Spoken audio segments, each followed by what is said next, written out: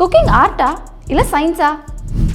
Cooking ஆர்ட்னு சொன்னாலும் அதில் நிறைய சயின்ஸும் இருக்குது. நம்ம டெய்லி காலையில் குடிக்கிற காஃபிலேருந்து ஈவினிங் சாப்பிட்ற கேக் வரைக்கும் ஃபிசிக்ஸ், கெமிஸ்ட்ரி, பயாலஜின்னு எல்லாமே கிச்சனில் வேலை செய்யுது. இந்த சீரீஸில் என்னென்ன சயின்ஸ் குக்கிங்கில் யூஸ் ஆகுதுன்னு பார்க்க போகிறோம்.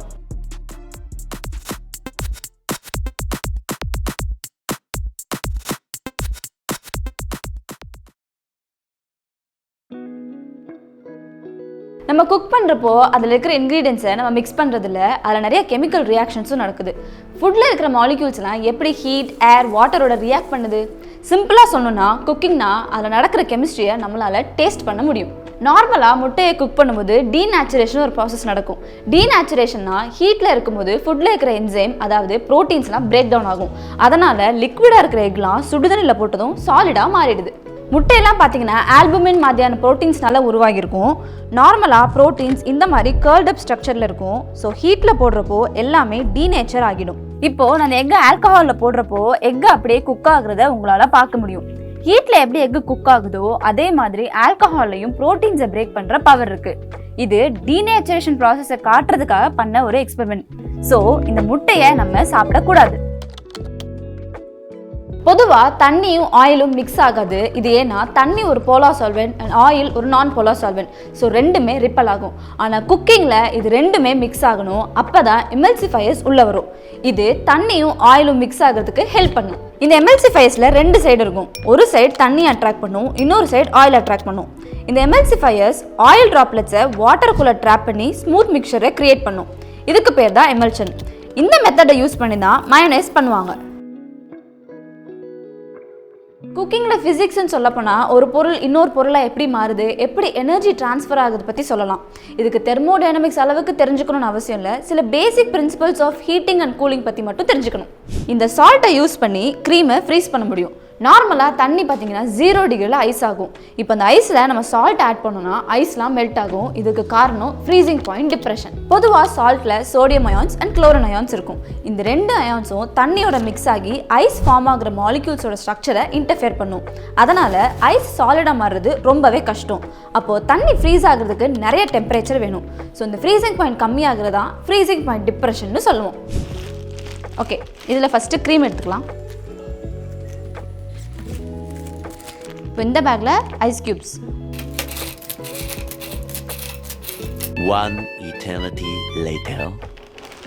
இந்த பேக்கை இந்த ஐஸ் க்யூப்ஸ்குள்ளே நான் ப்ளேஸ் பண்ணிட்டேன். கிச்சன்லேயே இவ்வளோ சயின்ஸ் இருக்கிற மாதிரி உங்கள் வீட்டில் இருக்க பொருளை வச்சு நிறைய சயின்ஸ் கற்றுக்க முடியும். உங்கள் கிட்ஸ் ஈஸியாக சயின்ஸ் கற்றுக்கணுன்னா கீழே டிஸ்கிரிப்ஷனில் இருக்கிற சிட்டி ஒர்க் ஷாப்பை செக் பண்ணி பாருங்கள். இப்போது இந்த ஐஸ் க்யூப்ஸ் மேலே நான் சால்ட் ஆட் பண்ணிக்கிறேன்.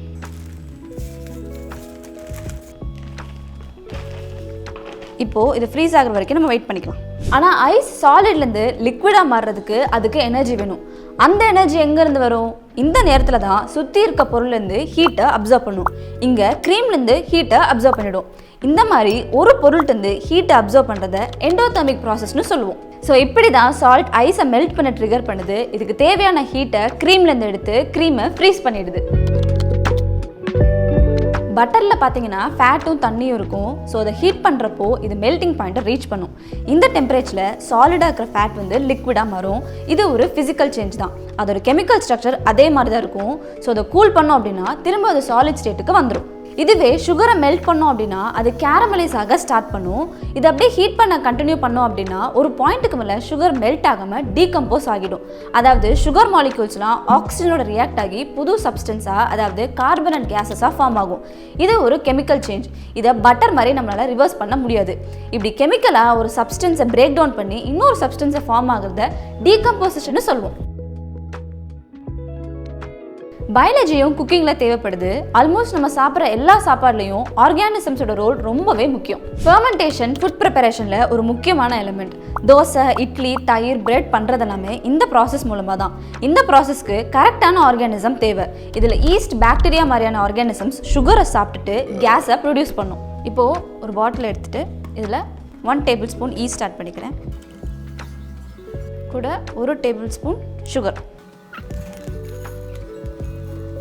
இப்போ இதில் வார்ம் வாட்டர் ஆட் பண்ணிக்கலாம். அதை நல்லா மிக்ஸ் பண்ணிவிட்டு இதை பலூன் வச்சு கவர் பண்ணிக்கலாம். இப்போ அது ஒரு 1 ஹவருக்கு அப்புறம் பார்க்கலாம். 1 hour later. ஃபுட்டில் இருக்கிற சுகரை ஈஸ்ட் சாப்பிட்டு கேஸை ரிலீஸ் பண்ணி ஃபுட்டை ஃபர்மெண்ட் பண்ண இந்த ஆர்கானிசம்ஸ் ஹெல்ப் பண்ணுது. இந்த மாதிரி குக்கிங்கில் இருக்கிற கிரேசி சயின்ஸ் பற்றி உங்களுக்கு தெரிஞ்சுக்கணும்னா கீழே கமெண்ட் பண்ணுங்கள். நீங்கள் கேட்குற கொஸ்டினை அடுத்தடுத்த எபிசோடில் பார்க்கலாம். ஒரு நிமிஷம் மறக்காமல் கீழே இருக்கிற லிங்கை கிளிக் பண்ணி ரெஜிஸ்டர் பண்ண மறந்துடாதீங்க. நார்மலாக தண்ணியும் வாட்டரும்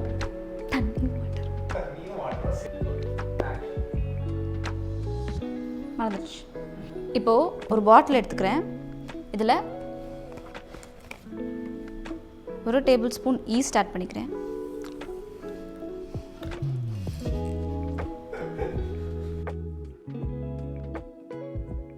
ஸோ இந்த ஃப்ரீசிங் பாயிண்ட் கம்மியாகிறதா ஃப்ரீசிங் பாயிண்ட் டிப்ரெஷன்னு சொல்லுவோம். வாவ்!